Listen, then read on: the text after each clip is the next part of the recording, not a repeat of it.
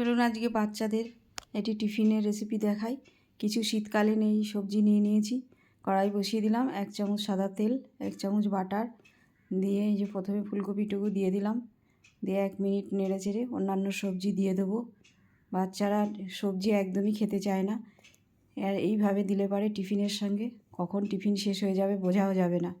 স্বাদ মতো নুন দিয়ে দিলাম, তারপরে নেড়ে চেড়ে একটু দিয়ে দিলাম কুচনো পনির, তারপরে দেব চিলি সস, সয়া সস আর টমেটো সস দিয়ে নেড়ে চেড়ে নামিয়ে রাখবো।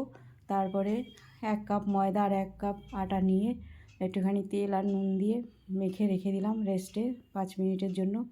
তারপরে একটু বড় বড় আকারে রুটি বেলে নেব। এই যে রুটি বেলে নিচ্ছি, 10 মিনিটে হয়ে যাবে এই টিফিনটি।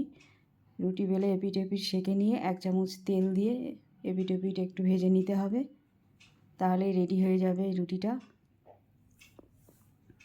এবার এটা নামিয়ে নেব, নিয়ে এবার দিয়ে দেবো এই যে এই মিশ্রণটি দিয়ে দেবো, পনির আর সবজির মিশ্রণটি। প্রথমে এইভাবে দিয়ে দিলাম, দিয়ে এর মধ্যে একটু মিউনিস দিয়ে দিলাম, না দিলেও হয়। এরপরে দিলাম একটু চাট মশলা, একটু গোলমরিচের গুঁড়োও দেওয়া যায়, কিন্তু আমি দিইনি, ছিল না।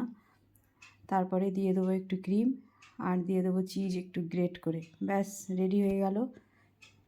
একটু টমেটো সস দিয়ে দিলে হবে, না দিলেও হয়। রেডি হয়ে গেল জলখাবার।